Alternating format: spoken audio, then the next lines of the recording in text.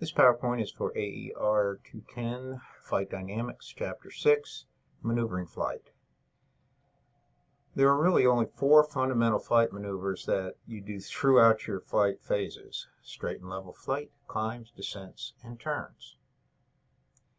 Control inputs for all three axes must be input in coordination for any of those maneuvers, and the pilot is the frame of reference for a maneuvering aircraft. Although the aircraft does rotate about the CG, basically we'll use the pilot as a frame of reference for your control inputs.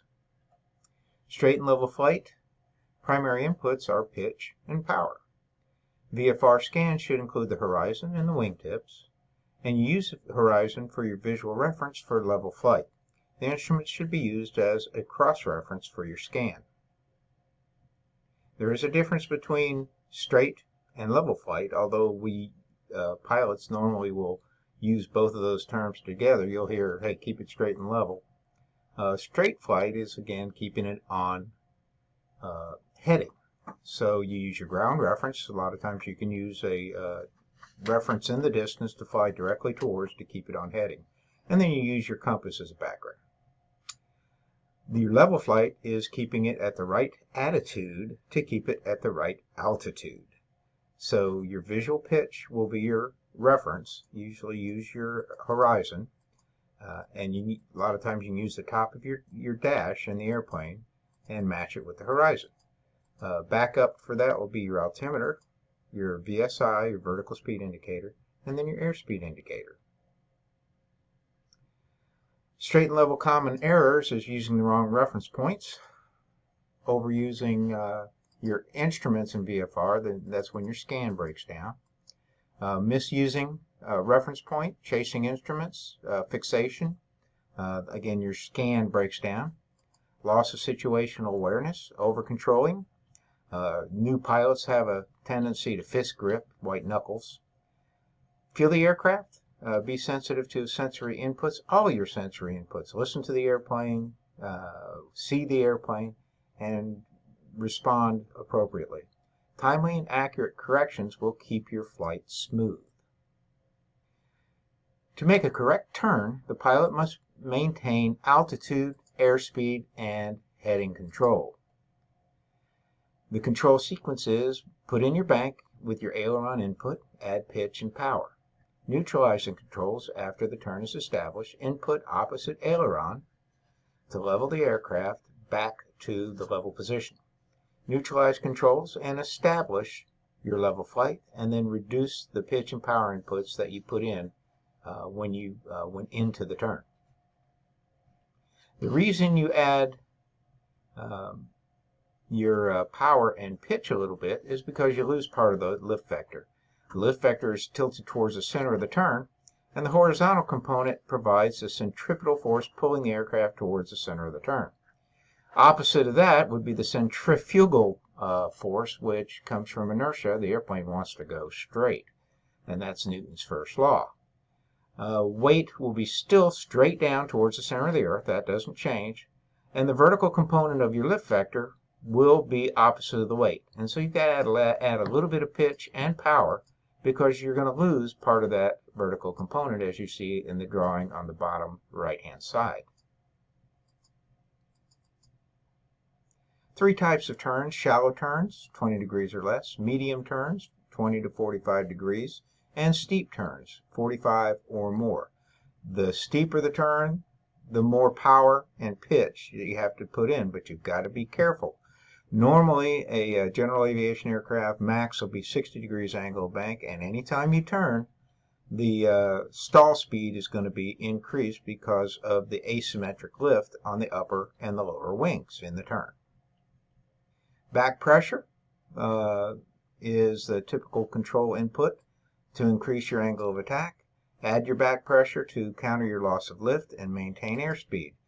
You're going to have to add power, though, if you give back pressure, and that's going to keep your airspeed up. Slight rudder to the outside of the turn to maintain balanced flight and to counter the adverse yaw from adding power to the aircraft. If the aircraft is not in balanced flight during a turn, it will either slip or skid. That means you're out of balance flight inside or outside of the turn. You're in a skid if the ball is outside the turn. So bottom line, step on the ball. So you'll give it right rudder to bring the ball back to the center. You're slipping if the ball is inside the turn. And again, step on the ball, and that'll bring the ball back to the center and produce coordinated flight. And it's balanced when the ball is centered. And you can see here on your picture on the right your turn and ball. The radius of the turn for the aircraft is determined by the bank angle. The steeper the bank, the tighter the turn. Your airspeed, the faster you go, the wider your turn. The turn rate, how fast you enter that angle of bank. And the engine power provides a little bit of a vector to the center of the turn, because the angle of bank and adding power will yaw the aircraft to the left and bring the vector to the center of the turn. Common turning errors: early or late rudder input, put you in a skid or put you in a slip. Improper elevator and pitch input, too much or too little. Improper power input. Overbanking and underbanking. Failure to clear your airspace. Always clear before you turn. You want to avoid any traffic. Only using instruments in VFR conditions. You want to be outside primarily. And again, slipping or skidding inside or outside the turn. And then failure to coordinate your control inputs, both going into the turn and coming out of the turn. You want to be smooth. To initiate a climb, this straight climbing flight, just raise the nose to climb. Your airspeed is going to come off unless you add power. So you raise your nose and add power to get your desired rate of climb. So once you get your power and airspeed set, you want to, again, now check your rate of climb on your VSI. Normal or cruise climb after takeoff or changing altitudes is when you would normally climb. Best rate of climb, VY, gives you the maximum vertical speed in feet per minute. The best angle of climb, VX, would give you your best altitude gained for travel over the ground. So you would use VX to do any obstacle clearance. And they're slightly different.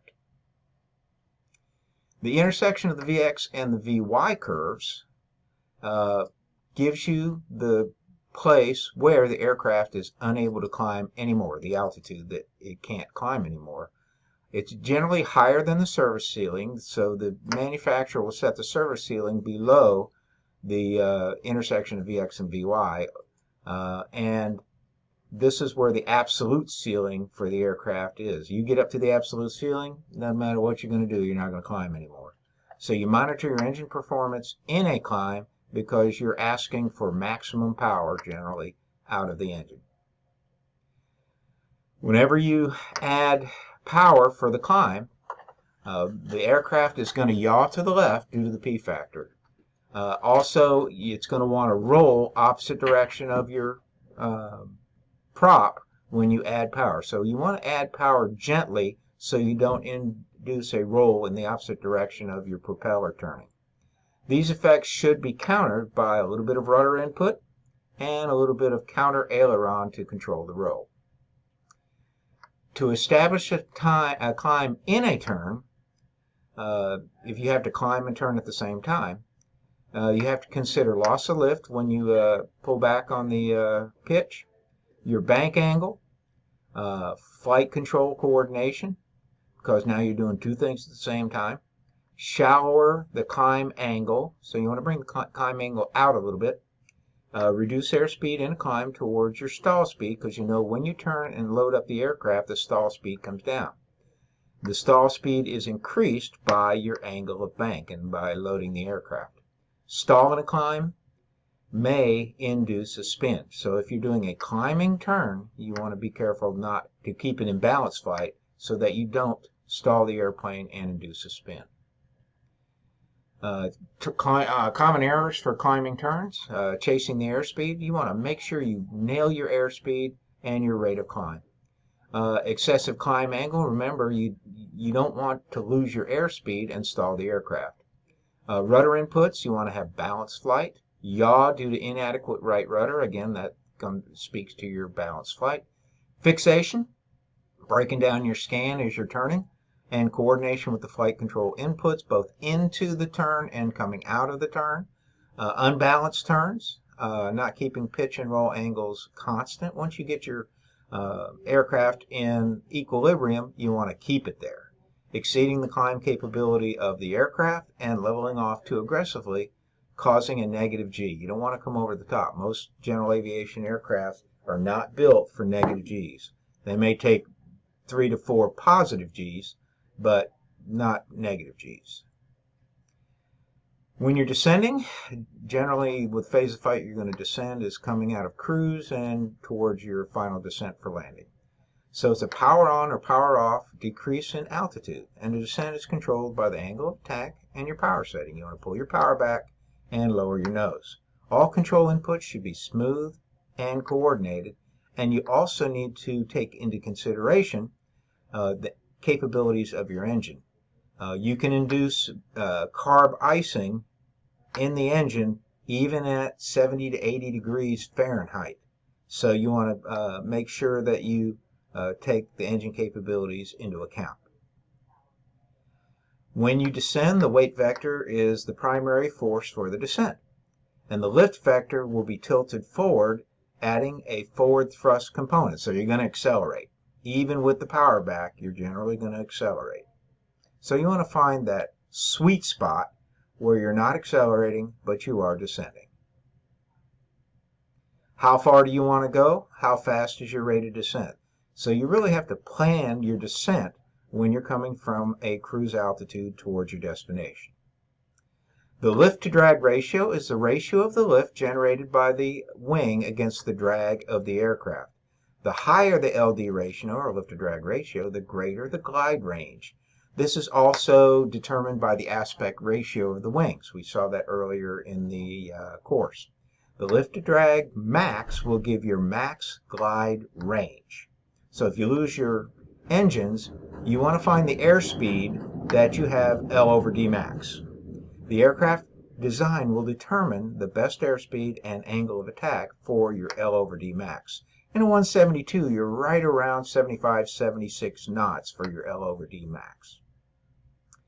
Glide ratio is the comparison of how far you're going to go over the ground, the horizontal distance, compared to your descent rate, okay, or the vertical distance that you're going to descend.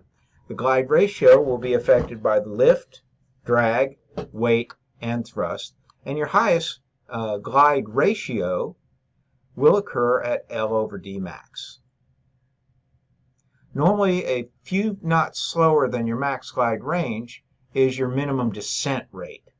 That's the airspeed that gives you the minimum VSI rate of descent. That'll keep you in the air the longest. It's not your best range airspeed. You're not going to be going as far as you would, but that's your minimum sink rate. It's normally a few knots slower than your max range or your L over D max airspeed. Power off glide at L over D max, or best range, would be your normal glide. Don't try to stretch the glide by deviating from the best glide airspeed. Too fast or too slow, you're going to lose distance. Know that the best glide or normal glide airspeed for your aircraft. Okay, so it's one of those things you absolutely need to know. This concludes the Chapter 6 lecture for the flight dynamics, and I hope this was helpful.